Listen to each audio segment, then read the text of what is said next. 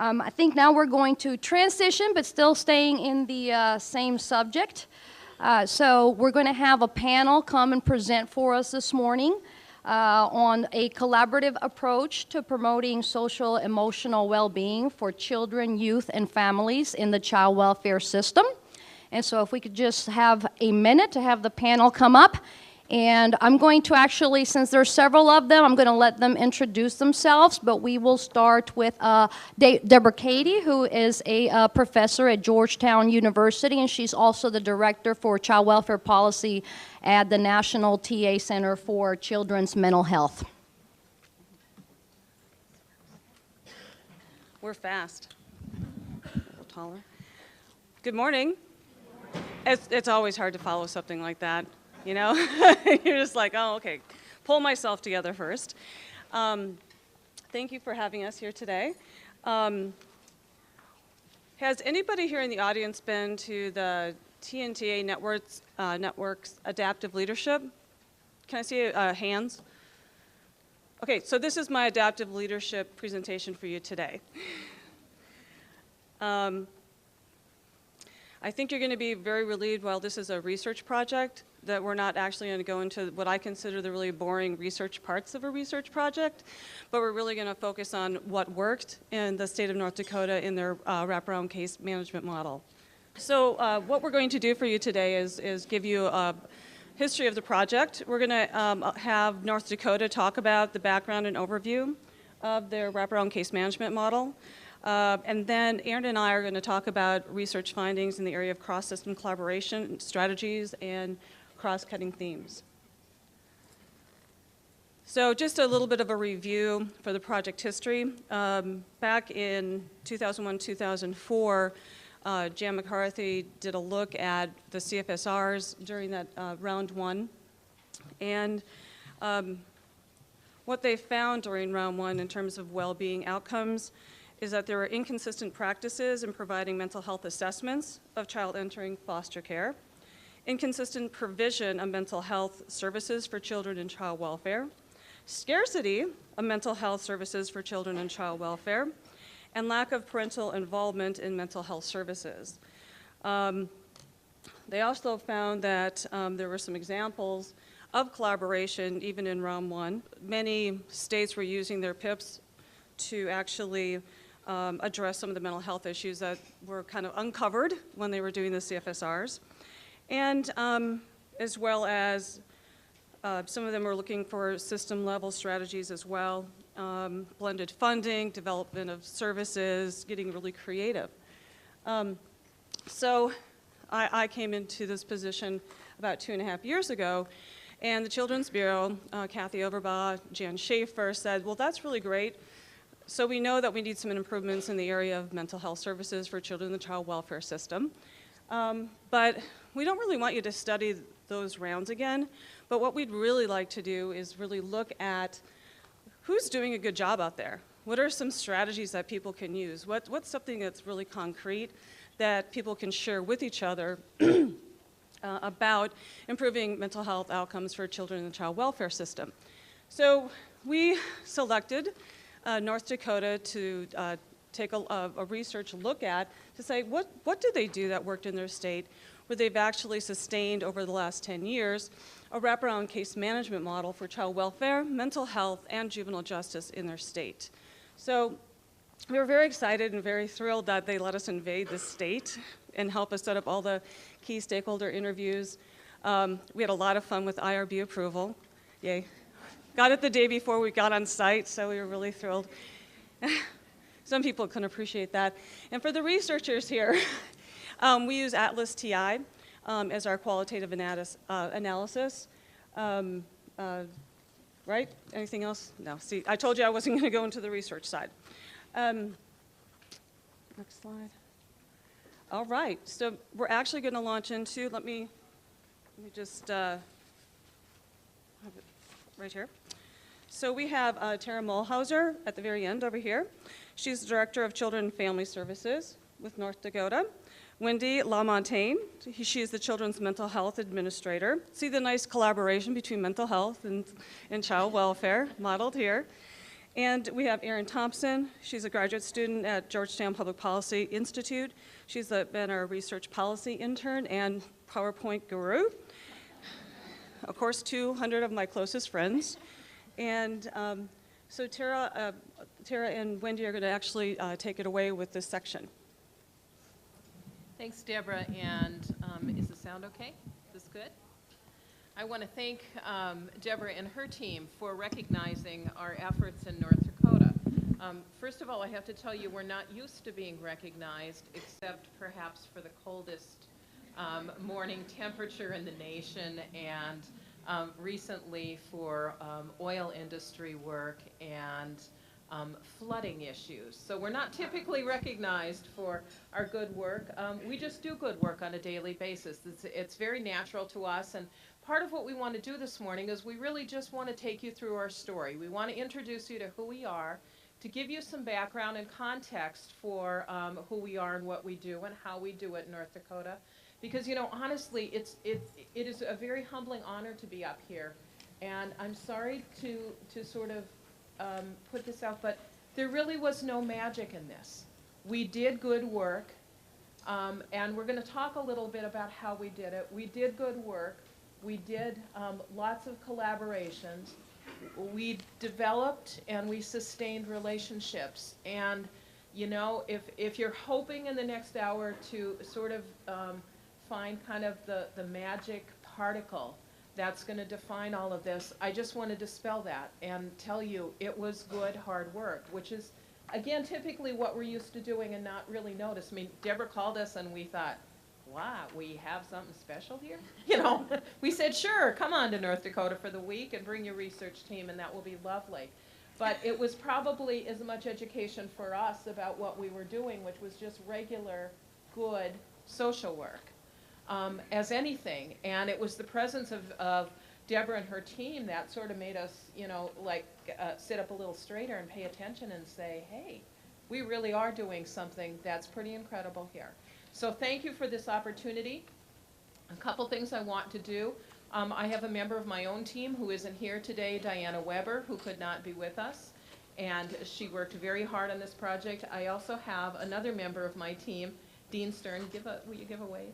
Who is the foster care, oh, how nice, you get applause. He gets applause for being the foster care administrator and also a member of our team in Children and Family Services. So you'll see on the slides, I wanted to give you, my job today is to introduce you to North Dakota and tell a little bit about our story. And I could think of no way to do this better than to introduce you to my dog, Bob, on the slides. For those of you who've been in North Dakota, you've heard many Bob stories. This is Bob in the winter and Bob in the summer. Just to let you know, we do have 4 seasons. Mostly they sometimes migrate into 2 seasons, but officially there are 4 seasons on the calendar. And no doubt your most familiar North Dakota reference is the movie Fargo, right? Is anyone in here not seen Fargo? Okay, so we can all say together, yeah, you betcha. Right? You can all say that. There's a lot of snow out there today, yeah. Okay, our cultural reference. We are a state that predominantly has an agricultural industry, although you all read the papers and see the morning talk shows. Well, maybe you see some of the morning talk shows. And you'll note that we have recently become a little bit famous for our energy industry, or as we like to call it, the oil boom that's happening in the western tier of the state, which literally on a daily basis is changing the face of our state, our people, our population, and certainly what you probably have heard, our budget. We are seemingly a very wealthy state right now. We sit on top of an extraordinary pocket of oil that they tell us is at least a 25-year boom. It is changing everything about our daily lives. I can tell you, as a bureaucrat from the state office, we can no longer find motel rooms in the capital city of Bismarck to have people travel to us to do training or meetings. We are, for the first time ever, we're holding our local CFSR at a convent. Kid you not. The only place we could find housing. The nuns are very, very excited. So is the CFSR team. They are. They are arriving at a local convent next week because it was the only place to lodge them in the area. The social workers are coming in to bring their case file. The sisters are going to cook for us. They're going to provide for our every need while we're there doing important work on behalf of kids and families. Is that cool? That might be yet another research project for you, Deborah. We're trying to figure out. So we have learned in our new economy to be resourceful in different ways. So there are some very positive things about that, but there are some things that are very, very difficult because, and we're going to look at a demographic. Oh, thank you. We have a demographic slide up there so that you can see what we look like on paper with census data. One of the extraordinary needs that we have in this oil boom is we have lots of families who are being displaced out of their apartments and trailer homes, and the people who are renting to them are now have increased the rent by 4- and 5-fold and can find energy employees to come on in and rent those places. So we have a different kind of housing crisis. As is described to me by many of my colleagues in the western part of the state, oh yeah, we have a homeless population and they're making about $85,000 a year and they're homeless. So it is, it's sort of turned some of those old accepted ideas of what we knew about communities, families, the infrastructure upside down for us in North Dakota, and that has really impacted the families we work with enormously. We also have a number of environmental issues. If you were in North Dakota and you were to pick up the newspaper on a daily basis, you would see that it is almost every day we have a spill, a fire, or a traffic fatality in oil country, almost all involving semis and then trucks or other vehicular issues. So it really is, it is a very different paintbrush across our horizon right now that is really impacting the way we do our work. I tell you this again so you can know a little bit about us as a people and a place, because again, it will give you the context for the way in which we did our wraparound work. So if you look at the North Dakota demographic slide, you can see that we are a small state population, although we're very proud to let you know we are not the smallest state. We're close, but we're not the smallest state. Our population distribution of urban and rural, you can see that we are the majority of the folks that live in North Dakota define themselves as living in an urban environment. And I always tell my story. I grew up in a town of 1,500 people, and I grew up as a city kid, okay? I literally have never spent a night on a farm in my life. And, you know, that's kind of hard. There are probably a few North Dakotans that can say that, but I grew up as a city kid in a population of 1,500. So how we look at urban and rural might be a little bit different than the context in which you look at rural and urban. 2/3 we'll see a bit later in a slide when we talk about governance structure, we are divided into a lot of counties across the state and 8 different regions. 2/3 of our counties are designated as frontier areas. So you get a sense about what the population clusters look like. They are clustered around, depending on how you slice the pie, around 4 major urban areas in the state, or sometimes 6 or 8 major urban areas in the state. The 42% that live in rural areas, those rural areas, I want to tell you, having done work in both Oregon and Washington, I thought I really sort of had the ticket on what rural looked like, but when I went to Oregon and Washington, I was introduced to an entirely different form of rural. Our rural in North Dakota is not as rural as you think it might be. It's much more rural in the winter, than it is in the summer. People are used to traveling to the regional centers, and we really have a rural that looks different than many of your other states, despite what you might think about North Dakota. When you look at racial composition, we are, for the most part, unchanged in that. That's been a steady racial composition, no big changes. I would like you to note the population percentage of Native Americans, because we're going to talk about that as we begin to talk about the kids and families that we work with. By census population, about 5.4% of our citizens are Native American in heritage. We have 4 settled reservations in the state and 1 federal area. We work very closely with our reservations. I meet quarterly with the tribal child welfare directors to discuss issues, families, funding, just a whole variety of areas. So we work very nicely as a collaborative community between the sovereign jurisdictions and the state. And then you can see we have a what is actually a growing refugee population.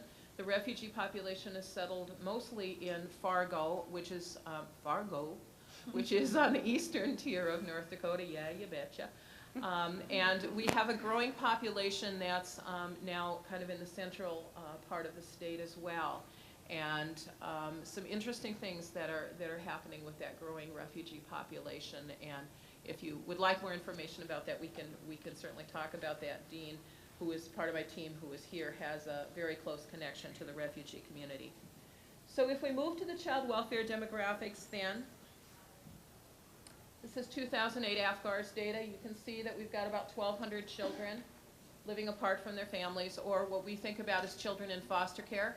I can tell you that our 2010 numbers, which make me smile, are a bit lower than that. We're close to about 1,100, between 1,000 and 1,100 children in care on a daily basis. You can see the exit numbers, and you can see our reunification numbers. We have been working with Casey Family Programs to do a little bit of data analysis, to know a little bit more about what the numbers can teach us in terms of how we use data, how we look at data to make decisions in our work. And one of our high points in our Casey data is that our exit numbers and reunification numbers look very strong. So we're very pleased about that. And then we wanted you specifically to know about, we have a disproportionate number of Native children in our foster care system, actually in our child welfare system. While Native American children are 9% of the total population, they make up about 30% of our child victims in our safety programs, and about 25.5% of our children in foster care. And then I did put some adoption and some adoption data for you to read, and to let you know that in our population analysis, the fastest growing population group in North Dakota are Native American children under the age of 12. So we are certainly on notice that the disproportionate numbers, if we continue, will continue to go higher. And one thing to mention about our foster care numbers in North Dakota, we include juvenile justice numbers. When we start talking about governance in a minute, I will talk you through what that looks like, but we have juvenile justice numbers in our AFGARS population, as well as our tribal 4E children. So when you look at that 1,200, those are state child welfare foster children managed by our county social service offices, as well as juvenile justice kids and tribal 4E children.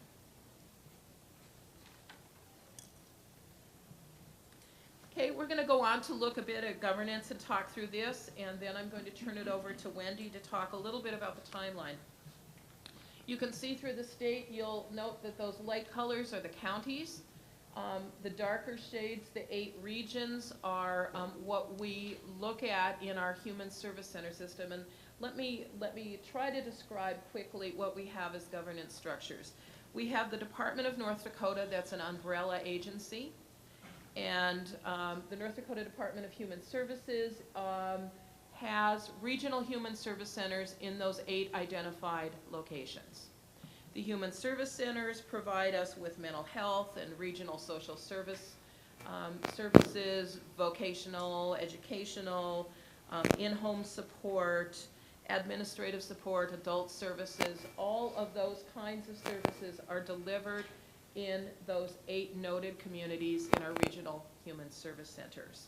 We have other essential partners in the service delivery system in child welfare in North Dakota. The first are our county social service offices or agencies. And again, those will be in the lighter county areas within those regions. For the most part, our counties provide economic benefit services.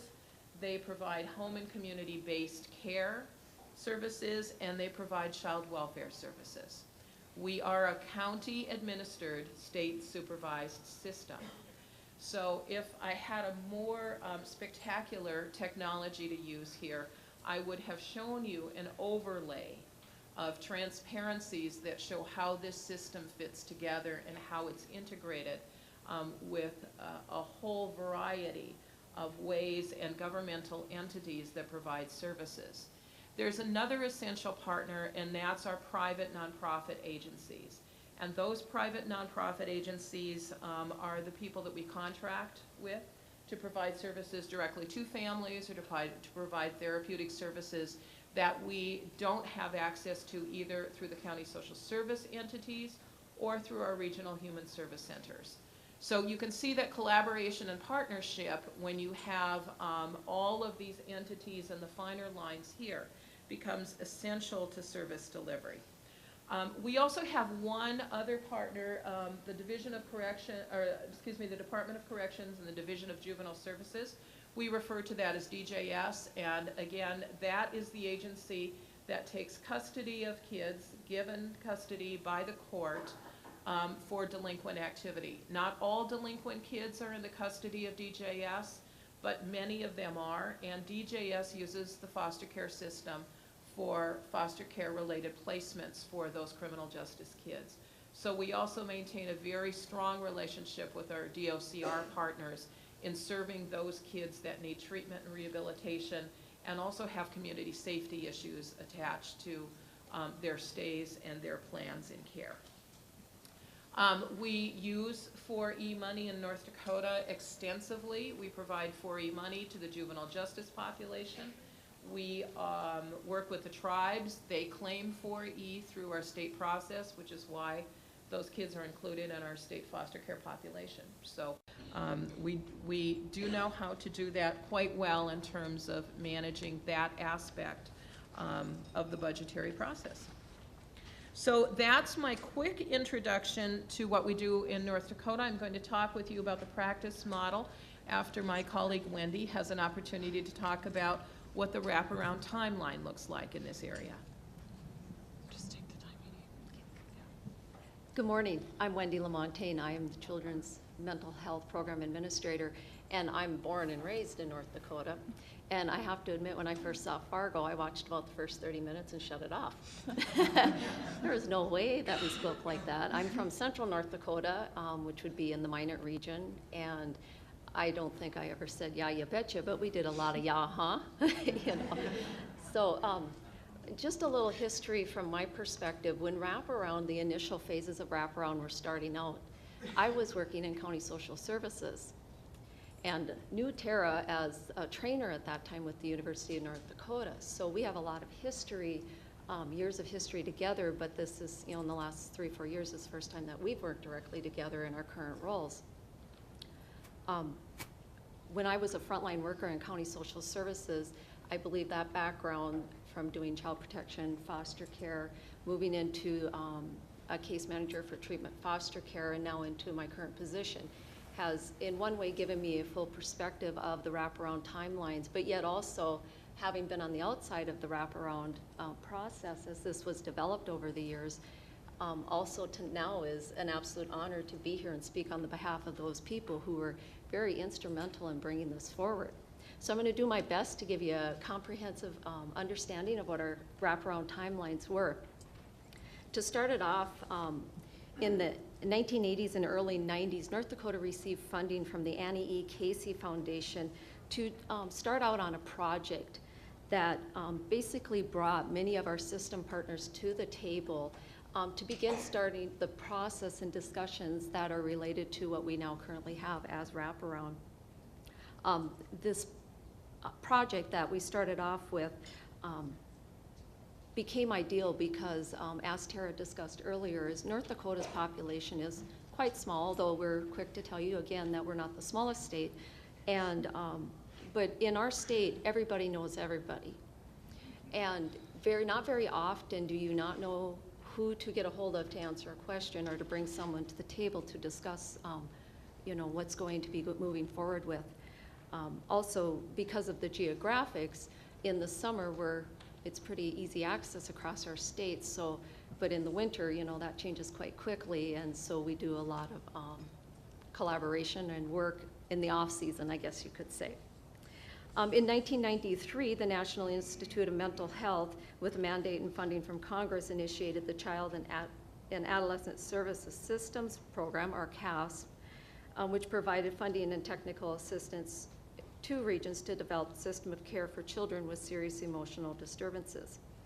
One thing that CASP recognized, and we also do recognize, is that many of the children that we work with are involved in multiple systems, whether it be education, child welfare, juvenile justice, and mental health. And to plan more effective services for these children would entail agency collaboration. And my thoughts on the collaboration is several years ago I received a TTI grant and came to DC for my first trip in my current position.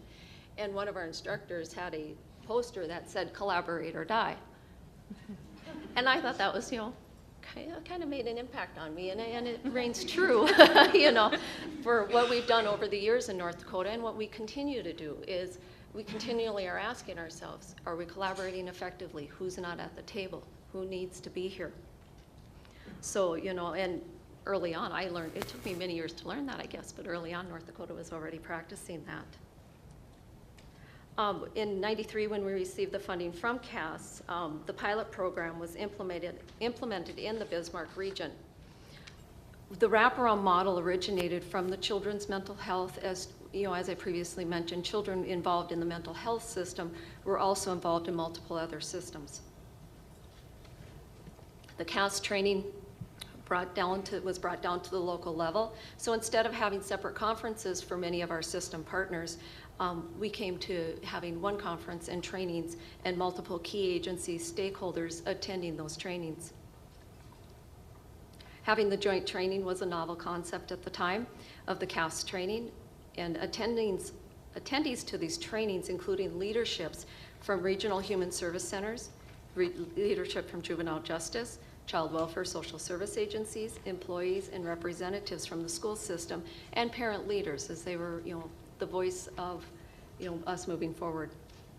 In 1994, North Dakota received the Comprehensive Community Mental Health Services Grant, which was one of the first system of care grants from SANSA. In writing the grant, Mental Health understood that having multiple key stakeholders on the Children's Service Coordinating Committee structure were also involved in the process. Care coordinators from DJS, Juvenile Court, Regional Human Service, County Social Services, Child Welfare System, and the educational system all took part in writing this grant. As stated from an interviewee in North Dakota during this process, it stated that as North Dakota began its initiative to provide treatment foster care, there is a greater understanding that the sooner you involve the parents and the family, the more likely you are to return the child to the home and the better chance that it'll be successful. In 1994, the Department of Human Services was awarded the Partnership Grant, which was a collaborative state and local effort which included partner agencies and parents with the goal of building services capacity for children with serious emotional disturbances and establishing a local infrastructure and developing a statewide family network. From 1994 to 99, North Dakota implemented the wraparound approach in Bismarck, Minot, and Fargo with a 5-year system of care grant. With the carryover funds in the 6th year, were chose to redistribute those funds and expand the model statewide. One thing we did learn during that process is those regions that were involved in the initial system of care grant had a more difficult time scaling back their services and collaborating with less money than those regions that got the grant funding later, learned from the other regions, and then built forward. So, and one thing that we learned, or everybody learned, and we all know, that decreased funding called for increased collaboration. And as we know in North Dakota, as Tara mentioned, we have a state with a quite large resource, or a lot of money, if you will, but we are continually learning to do more with less. There's less, we have a hold even budget usually, but we're always implementing new programs and trying to figure out how do we do this with less money. One thing with the development of the wraparound approach, North Dakota learned how to build care coordinated services and case aids through Medicaid. And we also convinced Blue Cross Blue Shield of North Dakota to reimburse for these services over the years. And this was done through showing the positive outcomes through the wraparound approach. Next slide, please. Okay, in the wraparound, I'm going to talk a little bit about the wraparound timelines and how involving the juvenile justice system. In 2000, North Dakota had the first CFSR, which was the catalyst for child welfare implementing the wraparound practice model. And North Dakota also implemented their first program improvement plan, as we all lovingly called the PIP. In response to both the Adoption and Safe Families Act and the CFSR process that actually took place in North Dakota in 2001, North Dakota's Children Family Services Division centered their PIP on three main components: implementation of the wraparound practice model, adoption of the federal CFSR process and our own state's quality assurance as our state's quality assurance process, and the continuation of cross-system collaboration through training and curriculum development. In 2003 and 2004, wraparound was rolled out statewide in child welfare. And we also developed and implemented our first online cross-system database known as our Single Plan of Care, which was one electronic record that the child welfare system and mental health used for one treatment plan for children and families that we were serving. In 2008, the second CFSR catalyst was for improving the fidelity and incorporating our second PIP. The CFSR PIP from round one was one of the catalysts that moved the wraparound practice. Content analysis revealed that the second CFSR round indicated that North Dakota's need for improving our fidelity to the wraparound model. So in 2010, we implemented our second PIP that focused its main focus on three components: the examination and work to enhance fidelity to the practice model. And I can attest, I've done a lot of work over the last year on fidelity to the model with rewriting our overarching wraparound practice model for not only child welfare, but for children's mental health. And we are excited to be gearing up to rewrite our individual program manuals, enhancing the wraparound practice model within them. Also, recognition and support for supervisors as the key to practice change. We are fully aware that if we want more adherence and fidelity to the wraparound practice model, we need to offer and provide the adequate support for supervisors and the frontline workers. So building strategies that are sustainable and directly impact and were identified in the CFSR findings. In 2009, we rolled out an online cross-system database to replace our system plan of care and it is called FRAME. And I'm not certain that FRAME stands for anything specific, other than it's actually, I always envision it as it is a framework in which we all work under to deliver the wraparound practice model. The one nice thing about what has been before was our single plan of care and FRAME is multiple system partners have access to this electronic record so that it's a seamless delivery of services.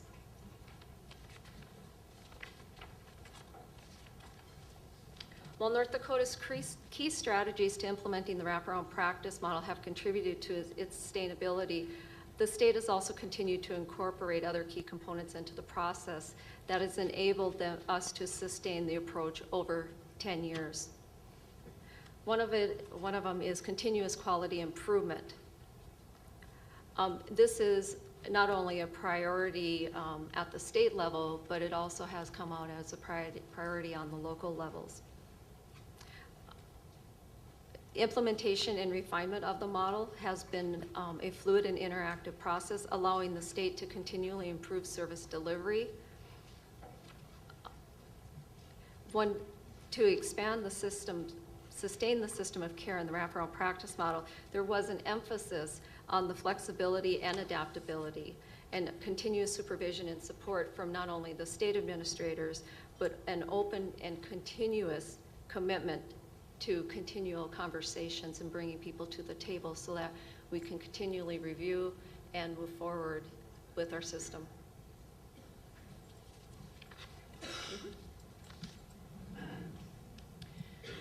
So we have talked about North Dakota's size, geography, and population as assets for some of the system development and implementation. And I'm going to move us one step further in taking what Wendy has talked about with what we called our SPOC, Single Plan of Care System. Let me assure you it was the most used four-letter word in our child welfare world, and not in a good way. Prior to the development of some of our frame, we had SPOC this and SPOC that, and of course there were lots of Star Trek references, and we really had some interesting moments about the time of our second CFSR when in the child welfare world we had to say to our counties, we get that you're county administered and you are an independent governmental entity, but you will use this system or you will not get paid, okay? So there were those moments where that sort of nice process that we have in North Dakota of talking and having honest conversations and doing everything. We had some outlying counties who have just said this is not the way we want to go. And we did step up from the state supervision level and say this is the way it's going to look, this is the way it's going to go. If you would choose to provide governmental services differently, that's okay, but we will not give you any child welfare dollars that flow from us.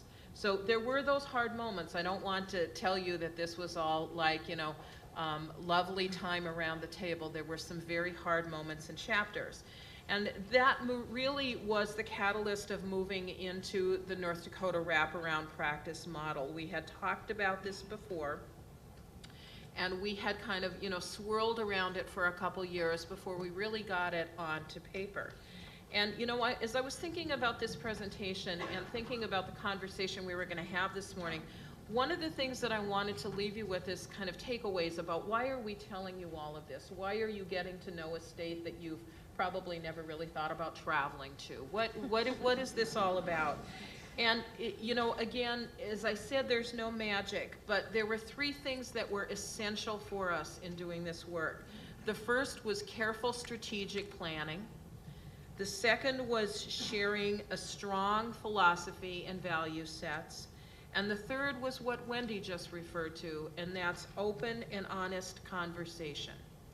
And the hard conversations, and not just the nice things about what was looking good and going well, but the really tough conversations.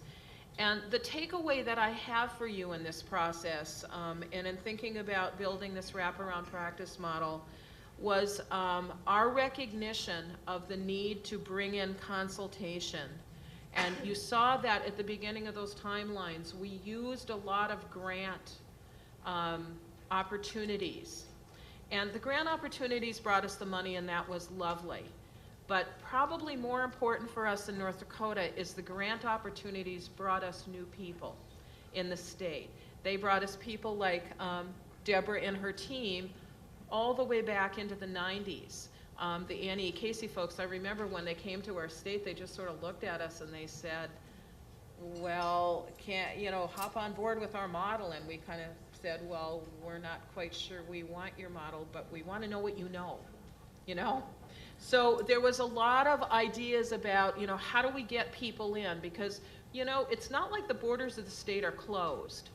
But we're not always the most open community because we all live there. As Wendy said, we all know one another, and we're not always that welcoming for people coming in.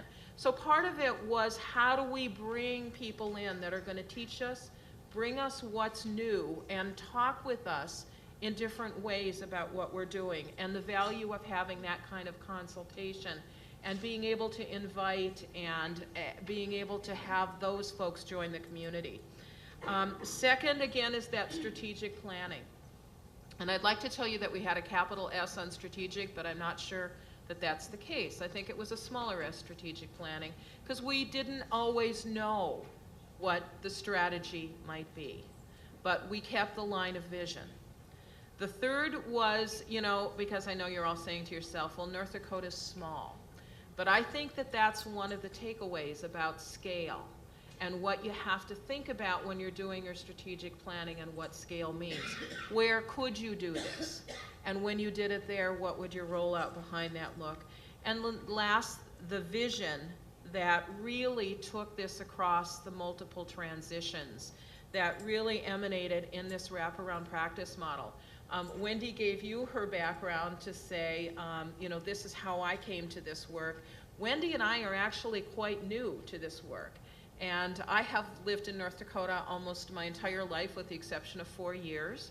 I was doing training before this, but when Deborah came to town and you know, she started asking us, and her team started asking us about the history, Wendy and I kind of looked at each other and it's like, we don't know this, that was someone else. Because like your states, there's been a lot of leadership transition. But the key to this, the takeaway, was the vision that remained strong. As you had several people note from the front of the room yesterday, the vision remains strong, and the leadership then is allowed to to look at the vision and to be able to step in when there's that transition. So bringing us to the practice model, this is our current. We have been working with this practice model, developing this practice model, but most importantly, putting it down on paper in the last couple years. And you will see that there are very strong value statements about keeping children in communities, placing children and families first, preserving connections, minimizing the length of stay, reallocating resources, and managing with data, leading to the better outcomes for children and families. Now, I'm going to tell you, sitting at the front of the room, that one of the data issues that we're now trying to wrap around our heads and put into sort of our wraparound process is we have a very high congregate care placement rate in North Dakota. And interestingly enough, we hadn't really been watching the data, and it kind of snuck up on us. And I'm not proud to tell you, we are #1 in the country right now in the percentage of kids in congregate care. And that's not okay in my vision. And so part of what we need to look at and get back to the table in our new context of the wraparound practice model is, if our value is keeping kids in communities and placing children and families first, why are we placing so many adolescents in congregate care? The counties tell me because we don't have any other placements. Well, they're there and they have an open bed. And it's like, I hear you. I hear what you're saying to me. But we better get to the table and we better figure this out, because those kids need to be in community-based family placements. So while we talk about this vision and this wraparound, I want to leave you with the sense that this is very much a growing, daily, changing model with lots of challenges that we are left with. But what does it mean to use the wraparound lens to look at the question of overrepresentation of placements in congregate care? And that's our new challenge. That is what we're sitting at the table now talking about. What does it mean? What does it look like? How do we use our governance structure? How do we use our relationships? How do we use scale? How do we use collaboration? How do we use data to take a turn in that work and to have kids, as Nicole said to us, to have kids with connections not just care. So that's how we're going to use this particular wraparound practice model to look at that new challenge. And it's a practice model that we literally carry everywhere. Every time we have people together, we put it up on the screen. We have another visual that goes with this. And we say to workers and supervisors, this is our work. Rather than say, we only need you to know about foster care policy. We say to those workers and supervisors, this is all our work. It's not just the work of the state office. This is every frontline worker needs to understand what our vision is, how we got there, what we use to take us forward to meet some of those challenges in the future.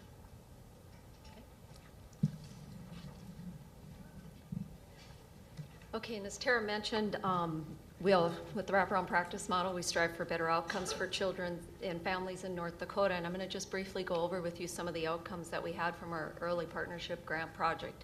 From 1995 to 2000, 939 children were served over the course of the grant period. And this was services across the state. There was a 15% decrease in residential treatment use, with a 55% decrease in psychiatric hospitalizations.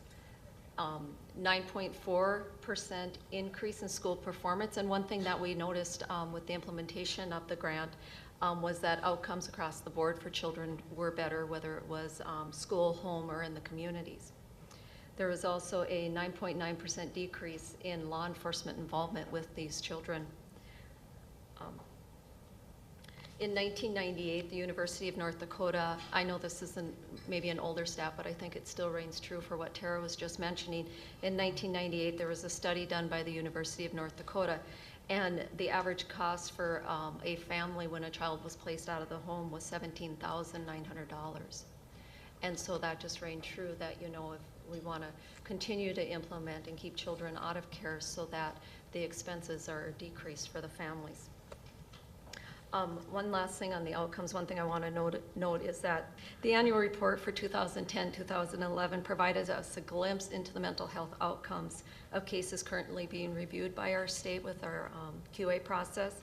In the category related to whether children were receiving the adequate services to meet their physical and mental health needs, 51 out of 62 cases rated in this measure in our state were substantially achieved.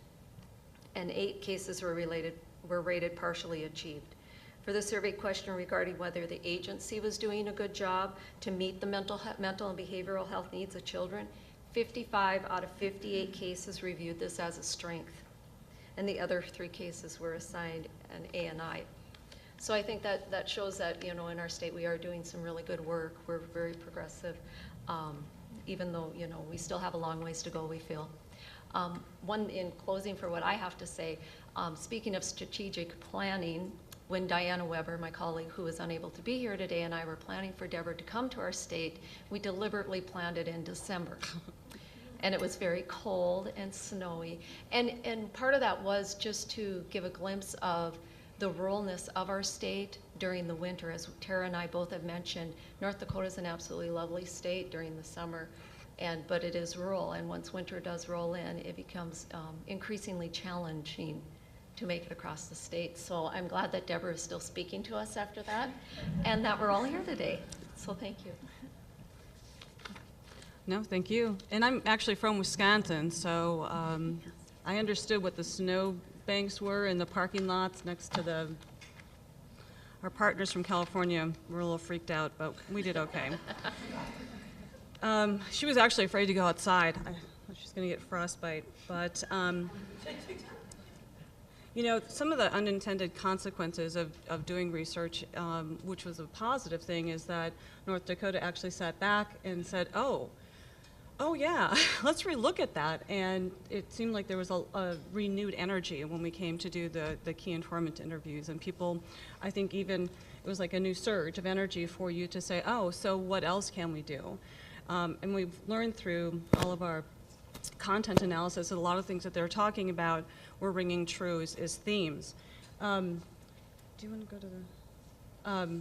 okay, so strategies for cross-system collaboration.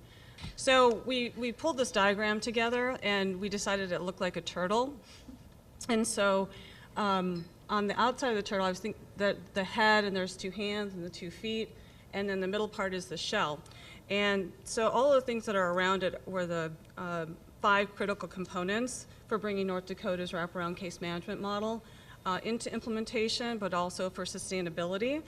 And we're going to go through each of these and tell you the different strategies that we uncovered through those interviews. And the turtle itself is the cross-cutting themes are in the middle. We believe that those were the things that had to exist to keep it all together. And then I think of this turtle swimming in a sea of system of care values, and yeah, okay. And then if it had a tail, I know, see, somebody's getting it. But if it had a tail, that would be like the youth, the family, the children, because the tail is really the rudder to help them guide them through where they're going to go. And then I think that there's other turtles, maybe education, and they meet over here, at the, to take the dog for a swim. So anyway, but so that's our turtle model, and I'm going to actually she's much more serious than I am, but if people know me, I'm trying to behave. So, Thank you, Deborah. So now we'll go into detail and kind of go through the timeline that Tara and Wendy discussed in more detail and look what we exactly found through the data analysis of the interviews. So first, the 6 sub-strategies that the research team found that were critical for engaging in system-level collaboration. The first being North Dakota's shared philosophy and values across all of the systems, which grew out of the system of care concept, which was first introduced by Beth Stroll and Bob Friedman in 1986. As Wendy previously said, North Dakota received one of the first comprehensive community mental health services grants in the early 90s. North Dakota received one of the first comprehensive community mental health services grants in the early 90s, which focused on the guiding principles of the system of care concept. So just to kind of go into a little bit more detail of what that really entails, in the most updated version of their work, Beth Stroll, Bob Friedman, and Gary Blau described the concept by stating at the most basic level, systems of care can be understood as a range of services and supports guided by a philosophy and supported by an infrastructure.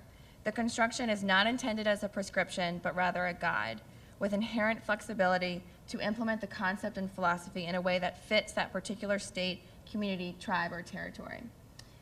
For North Dakota, that best fit was through the wraparound practice model, as it had already been implemented in the children's mental health system with noticeable success. Agency leaders across the systems almost realized simultaneously the importance of least restrictive and community-based services. In previous years, many of the child-serving agencies had relied heavily on hospitalization and residential treatments for youth with acute mental health services. However, they found that when youth were sent back home, many often would end up back in residential care due to the lack of community-based care for ongoing treatment. Once North Dakota state leaders looked towards a more collaborative approach, they knew that creating a shared philosophy and values across systems was critical. Before they could do this, however, key leaders knew that they had to learn each other's missions and unique responsibilities within the community. So content analysis revealed that many of the key leaders and champions of the approach had actually moved between many of the child-serving agencies within North Dakota, bringing with them the expertise and knowledge of the missions and values of each of those systems. These transitions included moves between the child welfare, juvenile justice, and mental health systems, as well as moves between many of the public and private agencies. Analysis of the interviews confirmed that of particular importance to the expansion of the model were Paul Ronigan and Don Schmidt, both of whom were key players in obtaining funding the first time around for the wraparound process within the mental health system in the early 90s. Once the Children's Mental Health Administrator, Mr. Ronigan actually became the Director of Children and Family Services Division, and so he knew firsthand about the effectiveness of the wraparound model within the mental health system. Don Schmidt, on the other hand, was actually before the Director of Child and Family Service Division, and he actually collaborated with the mental health system to obtain funding during the grant writing process during the early 90s as well. We found that this really indicated the division's move towards this collaborative approach within the mental health and child welfare and juvenile justice systems many years before the realization of the expansion of the model even happened in the early 2000s. So because of the groundwork laid out by many of these agency leaders during those early years, key stakeholders decided to formally implement cross-system advisory boards to expand the model outside of mental health and into the remaining child-serving agencies. Almost every agency that had contact with children, youth, and families were represented at these meetings. They were composed of 51 parent voice, which included parents as well as representatives from the National Federation of Families for Children's Mental Health, as well as 49% other agency partners that again included both public and private agencies. A review of the data confirmed that these committees were pivotal in helping administrators and other key leaders understand each agency's primary roles and responsibilities, and they proved essential for implementation and sustainability. So during those cross-agency meetings, committee members, like Tara said, knew that systemic change needed thoughtful, purposeful, and strategic planning. They had to learn each other's languages and agency visions, discuss progress, agree on important decisions on an ongoing basis, work out any issues that arose, and keep communicating openly and honestly. One interviewee described this gradual process by saying, "And they have to agree because there's going to be a give and take. There are some things you're going to give up, and there are some things you're going to get. And it's really a process of negotiation. Frankly, it may not matter what you use, but it does matter that all agree to use it." As you can see by this quote, consensus building was imperative to the process. Each committee member was an equal partner, and their voice was heard and respected. Almost every detail of implementation had to be worked out during these meetings, and they had to agree on every single one.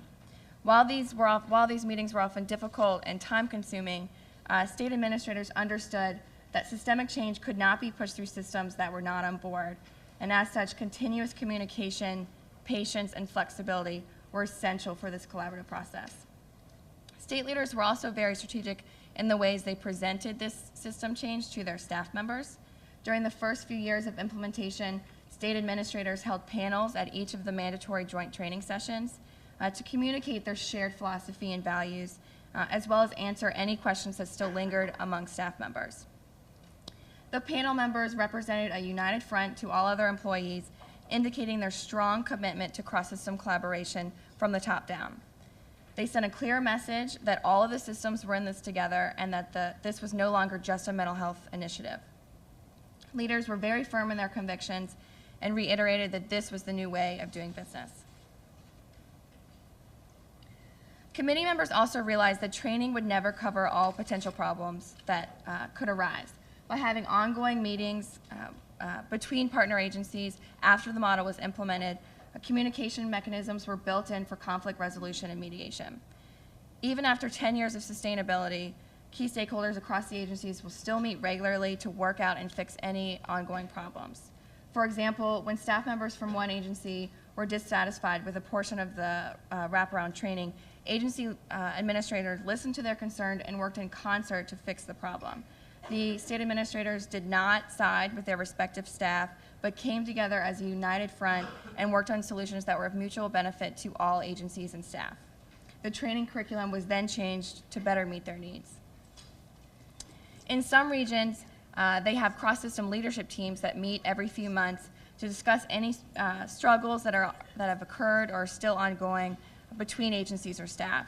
These meetings provide them with an opportunity to reaffirm commitment to the process and review how each agency's roles and responsibilities are to be carried out.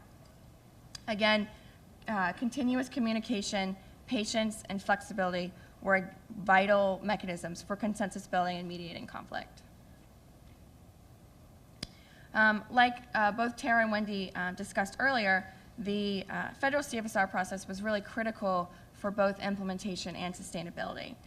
While the Child and Family Services Division had already had a state plan, the 2000 to 2001 federal CFSR process provided the catalyst for state leaders to write plans that were both measurable and incorporated quality assurance. We found that at first, many key stakeholders felt discouraged that the federal CFSR teams were conducting on-site reviews. However, data analysis indicated that leaders began to think of this in a more positive light, radically changing the way in which they viewed the process. One interview remembered this well and stated, "If we didn't have our CFSR folks sitting with us, making us go through each of those steps, I think we probably would have lost the will to do it, because it was painful, it was lengthy, it was painful, and it was hard work." Doesn't resonate with anyone else here.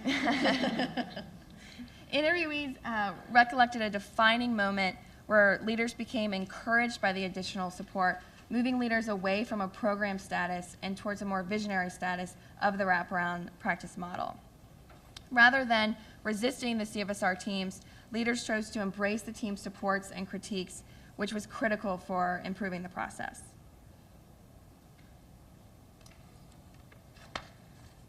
While the first CFSR process provided North Dakota's leaders with guidance and support for implementation, the second round indicated North Dakota's need for improving fidelity of the model, which Wendy discussed earlier. Their 2010 program improvement plan focused on recognizing and supporting supervisors as a key to ensuring model fidelity. Data analysis revealed that it was critical to have supervisors who were champions of the approach, who were available and consistently supporting frontline workers in understanding the process. Continuous involvement of the supervisors helped workers stay true to the model and provided support when difficult situations arose. To make sure this happened, state leaders focused on supporting their supervisors in a more focused way. For example, during one interview, a state leader commented, "I don't want my employees to be scared when I call them. I'm not after anybody being fired. I'm after getting a good practice result. It's a series of relationships and partnerships. I want the frontline worker to be able to get the research that he or she needs so that they can deliver the practice expectations." Administrators used a problem-solving approach rather than punitive measures. When inconsistencies arose, state leaders took advantage of that opportunity to better communicate the vision and policy surrounding the model, as well as better support their staff when needed. So now we'll go on to the next set of strategies around joint training. We found 5 sub-strategies under that, where analysis of the interviews found that joint training at the University of North Dakota has been the backbone for sustaining the wraparound practice model. When North Dakota moved towards a new collaborative approach, the Children and Family Services Training Center within the university became the primary training agent for all systems involved in the wraparound process. The first being focusing on using one universal language across agencies. This was very much a calculated and strategic approach to increase buy-in from supervisors and frontline staff. An interviewee remembered this well and described the thought process behind the strategy when they said, "Whose tools are you going to use, mental health or child welfare?" And when they are actually very similar, it was the name. The name has history and has emotions connected to it. Since the model was first rolled out as a mental health initiative, there were some challenges to buy-in with regard to child welfare and the juvenile justice systems. By changing the language to incorporate the respective missions and values of those two systems, the perception that mental health was encroaching on other agencies' territories softened. At the beginning of each wraparound training session, facilitators explained to trainees that the new training curriculum would teach agency partners the precise ways in which everyone in all of North Dakota's child-serving agencies would practice case management, regardless of the agency of which the youth or child access. The training incorporated all three agencies into one cohesive approach with one language that taught agency partners exactly how to write case plans that would be consistent across agencies as well as families. State leaders also decided to incorporate all key stakeholder voices among trainers as another calculated strategy. This included the parent voice through the Federation of Families, as well as the child welfare, juvenile justice, and mental health perspectives. The North Dakota chapter of the Federation of Families taught a section of the curriculum to enhance agency partners' understanding of the unique child, youth, and family point of view. Trainers from the child welfare and juvenile justice systems were able to expand trainees' knowledge of the understanding of their unique mission of safety, while mental health administrators and other agency partners were able to give trainees the opportunity to learn more about the mental health issues that go alongside youth who are in the child welfare system. Making sure that key stakeholder voices were represented during the training ensured that no agency was seen as the lead trainer. It also gave trainees a chance to learn about the different perspectives and opinions that other trainees had during their joint training. This is actually the picture that Tara was discussing earlier. The other, I guess, model that they, diagram that they used to convey their model. Just as cross-system committees enhance shared philosophy and values from the top down, joint training helped create shared philosophy and values from the bottom up. During the beginning stages of implementation, a section of the training was focused entirely on the paradigm shift to make sure supervisors and frontline staff understood why and how they were going to implement this new initiative. North Dakota interviewees emphasized that commitment to the wraparound model decreased obstacles and alleviated differences in opinion. For example, there were and still often are many discussions around child safety, yet agency partners share the same vision, making it much easier to come to mutual decision through continuous communication, patience, and flexibility. Joint training also allowed key stakeholders an opportunity to build relationships with one another, which is a theme that we found has cut across many of the major strategies. Similar to shared philosophy and values, both cross-system advisory boards and joint training enabled staff to get to know one another and learn from each other, strengthening their capacity to work collaboratively. One interviewee said, "You have relationships with people around the table that don't just stop at your job. It's not just when you're sitting around the table. It goes beyond that." By building these pivotal relationships, it became easier for agency partners to work together, especially during child and family team meetings. After implementing the model, team leaders were no longer practicing case management, but were also case coordinators who facilitated cross-system collaboration, which required negotiation and conflict resolution skills. Since these are not skills that all workers possess innately, the training center was invaluable in providing the training needed for staff to feel comfortable in this new role. Workers were provided with role-playing exercises and practiced mock team meetings with real-life cases to strengthen their mediation and facilitation skills, and were given extra support if they lacked confidence or needed additional resources. The North Dakota Training Center emphasized staying calm in emotionally charged situations, reiterating the objective of the team process, and stressing patience, honesty, and open communication. So the next strategy we found that we've touched on a little bit so far is using a shared electronic health records and service plans. From 2001 to 2004, North Dakota developed their first online database that we discussed earlier, Single Plan of Care, or also known as SPOC, which allowed members of the child and family teams to upload web-based treatment plans that could be accessed by multiple agencies. In 2009, they rolled out their second iteration called Frame, which added additional child protection functionality and allowed users to incorporate billing. Although the research team also found that there have been challenges with the database, state leaders are continuing to listen to their staff to overcome any barriers that service providers have encountered. The research team found one overarching strategy, which was North Dakota's focus on implementing a cross-system database that would further collaboration across agencies. It required a tremendous amount of effort and collaboration to implement. As is the case for any cross-system change initiative, multi-agency planning groups were vital, and North Dakota made sure to once again include all key stakeholder voices when they developed both SPOC and Frame. Decisions had to be made collaboratively, including the smallest details, to make sure that the system was relevant to all systems involved. And it was really important for North Dakota that the family's voice and preferences were not lost within the database. The research team found that IT professionals were also essential in building the integrated database. The IT experts understood each agency's language and were then able to translate that into one cohesive entity. And we found through the interviews that the IT departments really reduced the amount of obstacles North Dakota faced once the system was up and running. Leaders also created multi-agency release of information forms to decrease the amount of time families had to repeat their stories, sign additional documents, and wait for agencies to communicate. The forms also reduced the amount of time it took agency partners to learn about a case or be granted access to the database. Families were still afforded choice since the forms gave them options on which agencies they wanted to include and which ones they did not.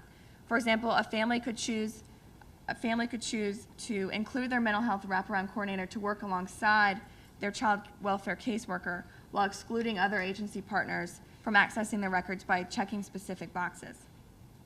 After agencies received these forms, other members could be easily added.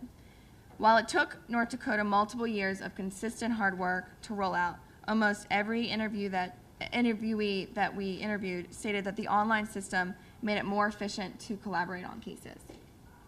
And now I'll turn it over to Deborah to discuss the remaining strategies. And I'm well aware that we have 5 minutes, and so I might speed through this, but I would like to say is what our research team is finalizing are documents that support these particular areas. And so on our website, you'll be able to go there and read more in depth on these particular areas, as well as other areas that we didn't have time to go into today. So I will go to the turtle's foot. Basically, another critical component was the North Dakota chapter of Federation of Families, very instrumental in establishing cross-system collaboration with a parent voice. On a systems level, they were part of helping to legislate for policy change. They provide a portion of the wraparound training to really sensitize workers around family issues. On an individual level, the Federation of Families parent aides were also very instrumental in supporting families through this process. Next.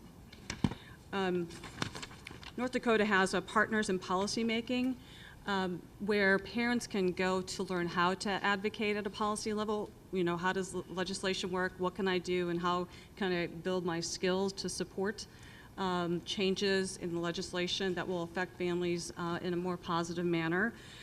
They just are working on getting a stronger youth voice and youth involvement through Youth Move National. They just started a chapter, I think almost concurrently when we were there doing the interviews. So certainly very well aware of the fact of needing to include youth voice. And then just really engaging youth and families at an individual level. The families stated in interviews that they had a greater satisfaction when they felt like someone had partnered with them, whether it be the parent aide, the wraparound case coordinator, another team member that the family had chosen, a coach. They said it was really instrumental in the outcome of their case and having their voice heard. They also hold social events and activities, summer camps, so that foster parents and biological parents and young adults can actually come together to get support from each other. That's not a therapy group, and it's really, let's get to know each other and support each other in what we're doing. And also really training foster parents around how do you support biological families in reunification. We're going to keep going. Then coordinating holistic services across system. You can't, this is the end result of everything else that we've talked about. You can't get to this holistic, unique, individualized service plan without doing all of the other steps that we've talked about. This is the final result. This is the really cool thing that happens for families. And families can talk about, oh, I have lots of service providers, but I can go to my RAB coordinator. They can communicate, they can moderate on my behalf, they can negotiate these other systems. I don't feel alone, but I don't have to contact 10 people. And I have one person who's partnering with me so that my family can actually reunify or reach our goals. Families talked about being given choices, and in family and child and family teams given options. In one situation, a parent was actually encouraged to have their young adult go into residential, and it really was not her family value. They kept finding options and options and options, and finally came up with a safety plan for that family, respecting their cultural wishes that they really did not want this young adult in a congregate care. So we got one off your, okay, I'm going, keep.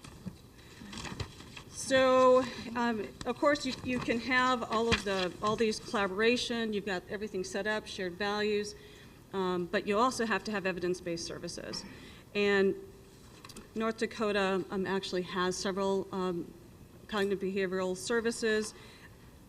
So they have TF, CBT, Sparks, and then you just did a training, I think, currently on the TF. Alternatives for family Alternatives. cognitive behavior therapy. So 26 clinicians just got, but that's new. That wasn't when we were researching, but I thought I would throw that out. So they're really enhancing the number of evidence-based services that they can actually send young adults and children and families to. And, okay, what am I doing? So cross-cutting cutting themes, and this is my favorite part, and I think it's the thing that holds all of this together. It's the leadership, and it starts at the top. And it starts with a shared philosophy and values, and that's communicated from top down, bottom up, and then supported in the middle by continuously supporting supervisors around that shared philosophy and values. The other thing that popped up for us was how important relationships were in this model. And it wasn't just, it was relationships between service providers at all levels, relationship building from family to caseworker, from family to parent aid, to other families. Relationships kept on almost every single interview that we listened to. It was, well, I'm doing better because I like this person over here. And so we thought that that was critical to the process of, actually getting better mental health services. And also between foster parents and biological parents. We also found that their flexibility to listen to what needs to be changed and modify that so that their policies and procedures are much more fluid than I think I've seen in other places. So, okay, so this is not working, so this decision-making group can actually maybe change or tweak a policy. Also emphasized, we're all in this together, so if a system partner has a problem or issue here, we can solve it together as one agency. Communication, everybody knows communication, you can't over-communicate. The training helps with communication. It helps with developing, again, that relationship between system workers. It's much less, it's much more difficult to say, no, I'm not going to help you when I know that person. So, and you know what their job is. Communication among agency partners and family members during the family and child meetings was actually very, very critical. And then joint training, again, we talked about that being the backbone, teaching wraparound and really enhancing the child, youth, and family engagement, because they don't assume that your workers know how to engage families and youth, and they actually allow them to practice that. And the Federation of Families gives them an opportunity to get the perspective, but it's what extra help do you need in order to engage families? Having the parent advocacy part, for parents, so they have a way that they can also advocate, and your youth partnering. And let's see, I think, is it 10:30? Go to the next slide. Thank you to these people. And